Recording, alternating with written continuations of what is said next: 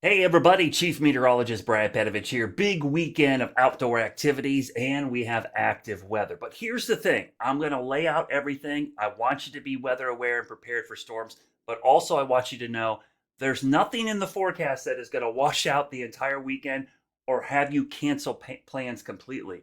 We're in that summer pattern right now. Pop-up storms, scattered storms that last 30, 40 minutes at a time, and then they're done.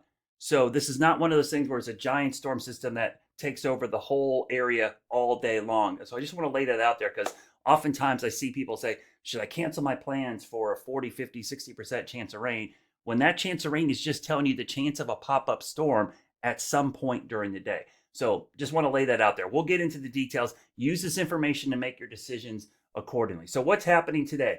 Really not a lot. Today looks a lot like yesterday. We've got mostly sunny skies over us. We are watching a cluster of showers to the west, but actually this is the bigger deal back here. I'm going to turn on the severe thunderstorm warnings because we've got some warnings with that system and likely going to see a severe thunderstorm watch or tornado watch over in Tennessee. This is what we're watching for tonight. Will this cluster make it east? There's a lot of indications it will fall apart, but it's one of those things you can't write it off. But when that arrives, that would be late tonight into the overnight hours. I'm going to turn off the satellite radar. We'll turn off all the watches and warnings, and we're going to show you the severe weather outlook today, which I don't necessarily agree with, and I'll just be straightforward there.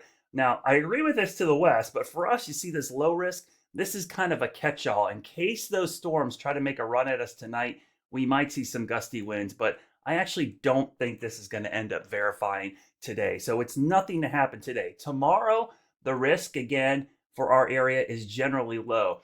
Yeah, there's a low risk, it's a 5% chance, but severe weather is not a major concern. And when I say severe, large hail, tornadoes, and damaging winds. Can't rule it out. Again, 5% chance. The bigger issue is lightning. Lightning, lightning, lightning. There's no severe criteria for lightning, but lightning is an issue that we have to worry about because that is going to affect your outdoor plan. So let's get right to the forecast.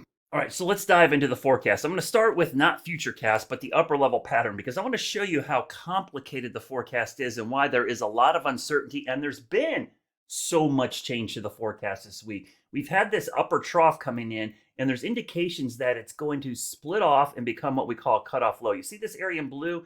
This is a piece of energy that essentially breaks off from the jet stream and gets trapped. There's another one here, and we're basically getting this omega blocking configuration. The Greek letter omega, if you're familiar with that, that's what you're seeing right there. Whoops, I don't know why that happened. We'll delete that out of the way. But that Greek letter omega is showing up there. That is an indication of a pattern that's stagnant or not moving. And forecast guidance and modeling is really difficult with things that don't move and are stagnant. No matter how great AI is or forecasting technology, when things aren't moving, when you don't have numbers to calculate forward speeds and motion, the models tend to get freaked out a little bit. And that's actually a good indication. When you see that, that tells you we're in a stagnant or stalled pattern. You know, think about your GPS in your car. If your car is not moving and you put in a destination, it doesn't know when you're going to get there until it has some idea of a forward speed or motion or traffic patterns. In this case, in the atmosphere, when nothing's moving, it's hard to calculate when things are going to happen. So that's why you get a lot of uncertainty in this pattern. And again, this could be a bust forecast. You could end up with a ton of rain if this thing stalls over you, or it could stall a little further north and you get little to no rain. That's why there's so much huge fluctuations in the forecast. So just wanted to show you that in the upper levels because that explains a lot of what's happening with the wacky forecast this week. So let's get back to the forecast, Futurecast of radar so you can plan. All right, so we'll go to the Futurecast, and you honestly have to stay weather aware this weekend because this could change based on things with these storms. So right now, this is the Futurecast as of 10 a.m. this morning. On Friday, we'll go through this afternoon. I'm going to stop this around 4 or 5 o'clock. Love and Live Music Festival's going on. People are getting in Uptown. People are getting out of work early. Big cluster of storms. This is what I'll be watching all day. What is this thing going to do tonight? For us, just like yesterday, yeah, there could be an isolated shower storm, but look how scattered and isolated they are. You're talking like 20, 30%. This is by 5:30. This is 6, 7. So Love and Life's going on this evening. Main acts are coming on. Big cluster of storms to the west. That's why that is like the thing I'm watching. You can see that to our west, right? That is what I'm watching, and likely that's going to come in overnight. So this is 8, 16, 9, 10, 11. So we're getting past concert time. Oof, hopefully, fingers crossed, no issues tonight. And I really think 90% chance we're going to be fine tonight. We go into the overnight hours. Here comes that storm system from the west. You could see this is 1 o'clock in the morning. So we could have storms overnight tonight into early Saturday morning. This is 2, 3 o'clock in the morning. You could see that thing falling apart, but still heading our way. We go into Saturday morning. You wake up. This is 7:30 in the morning. Those storms that have moved through, the nice thing about having overnight storms, they tend to use up all the energy and stabilize things, at least temporarily. If the sun comes out Saturday for several hours, then we got to worry about another round. So we'll get to about the middle of the day. This is around 12:18 tomorrow, or Saturday afternoon, tomorrow afternoon. You see a couple isolated storms. I don't know how many we'll see because the atmosphere is going to be pretty worked over. It's all going to be about what this thing is doing. So I'm not 100% sure we're going to see anything, but just a heads up, we could see isolated storms in the afternoon Saturday. By the time we get to 3 o'clock, things start ramping back up. We see some scattered storms around the area. And again, this is just one indication where they are right now. They could be anywhere depending on the setup during the afternoon. That's the thing about pop-up storms. It's like looking at water boiling on your stove and trying to figure out where the bubbles are going to form at the bottom of the pot.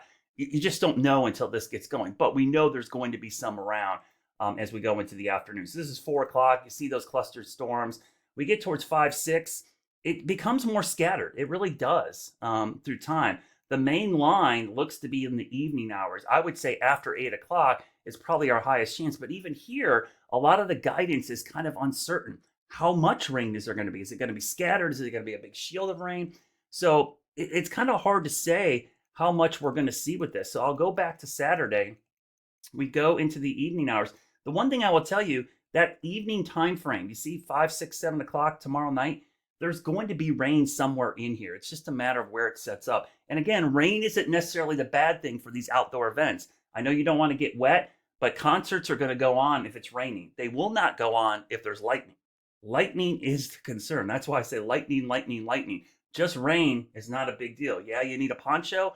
It's not great maybe to sit in or stand in, but the concert's going to go on. If we get lightning, then it's a different story. Same story for the Fort Mill, Strawberry Festival. Rain, not a great thing there, but lightning and severe weather is a major concern for safety. So we go to about 9, 10 o'clock. Things are kind of waning a little bit here, and then the rain comes back. I do think Saturday night is going to be our wettest part of the weekend because by Sunday, there's a real good chance we could get what's called dry slotted. The actual upper low is here, the front is here, and dry air gets pushed in here. And that could really stabilize things for Sunday. So Sunday's looking up. If you had to ask me right now, the worst weather this weekend is going to happen Saturday evening. So plan accordingly. And as you're seeing in all this, it's not raining everywhere all day, right? I mean, today, no issues. Tonight, yeah, we have storms moving in. Saturday during the day, let's say I have a soccer game in the morning. My kids are playing at 11 a.m. Here's 11 a.m. There's some scattered storms around, but there's a lot of areas where nothing's happening. We go into the afternoon. My kids got a game at 4 o'clock.